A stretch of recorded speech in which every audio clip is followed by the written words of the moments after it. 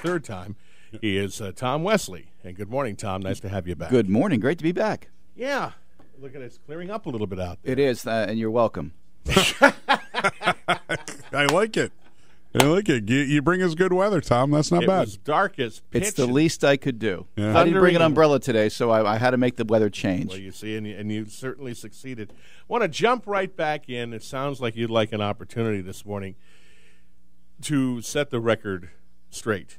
And you can give us the background here, but somewhere along the line of the campaign, your military record came under some alleged adverse scrutiny. Well, it's not a negative thing. I think with all of the things there are to talk about in one's career, I don't spend a lot of time talking about my military career because, well, it was 25 years ago, and there are many things I've done in my life since then, and certainly there's a lot of brave people who are out in Afghanistan and Iraq who are bleeding red blood out there, and it seems that my time back in the 80s was relatively insignificant. But I thought I'd take a time just to talk a little bit about, in some more detail, my military background. I started out at the United States Merchant Marine Academy back in 1977 is when I graduated, which is the single largest commissioning source of Naval Reserve officers, actually, as it turns out. Went on active duty in the United States Navy, entered flight school, and earned my wings as a naval aviator in December of 1978 as a helicopter pilot. And that began my career. Went up to Brunswick, Maine, and flew utility helicopters, WHYN, twin-engine Hueys up there.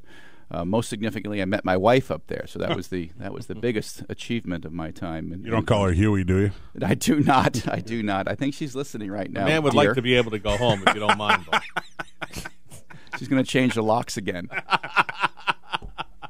Well, now let's not examine the military. Let's go back to where we should be. No. Well, right, out of the frying pan into the fryer. Yeah. Thank you, gentlemen. Well, all right. So you've got you have an impressive military career by anybody's definition. And by the way, the mid-'80s was not insignificant, okay? No, not at all. Well, none of that stuff is ever insignificant. Well, it was the Cold War, Right, and so I never got shot at, never shot at anybody, and yet it was a time of very high tension. Yeah.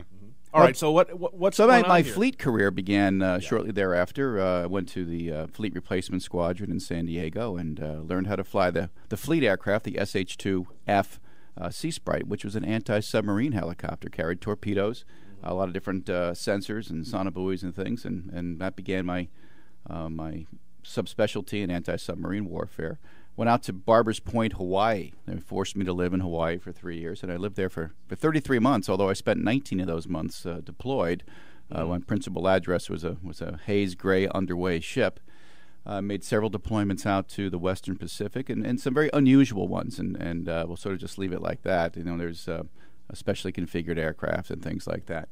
But, I guess the two highlights of my career out there were working off the coast of Vladivostok in the Sea of Japan, which was kind of like sitting off the coast of Norfolk if you were a Soviet.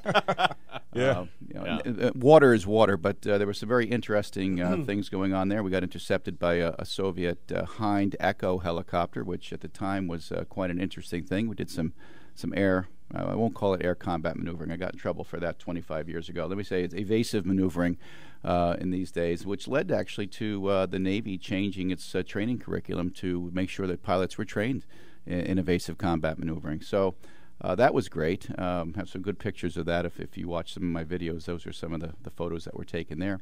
But then several weeks later, it turned much more serious. If you recall, the Soviets shot down the Korean airliner 007. Ours was the first ship and first helicopter on scene, and we spent 60 days there before we were relieved. And by the time that was done, there were over 200 vessels of Soviet and Allied flags. Before we run out of time here, Tom, you might want to get to where some of this has been questioned, and if you want to set the record straight here, you can go. Well, there was just some people didn't have a chance to talk to me about this. It was out on the eastern side of the district, but I think we've probably set it straight with most people at this point. So I don't want to delve into that anymore. I think people were good-natured. I wish they'd have asked me directly to sit and talk with them a little bit more. But that led me to the Pentagon. It led me to the Joint Chiefs of Staff, and I'm very proud to say that there was an internship program there where junior officers went in and were treated like senior officers, and of the 50,000 officers in the Navy, I was one of two that served in the Pentagon for that tour. So I'm very proud of that fact. And most of the stuff I did there was classified in nature. I didn't change the Earth. I didn't alter its axis at all. But I was proud of the work I did there. Where are you going to be today? I'm going to be off at Giovanni's in Agawam, off the Palmer Senior Center. I've got a tea party event out in Millville, which you can't get much further away from here in this district than Millville. It's a long piece. Yeah. Well, we got to go to the news. Thank you for personally coming in this morning in questionable weather. It's continuing to get better. It is. Thank you for that. All right, Tom Wesley for Congress. So thanks for being with us.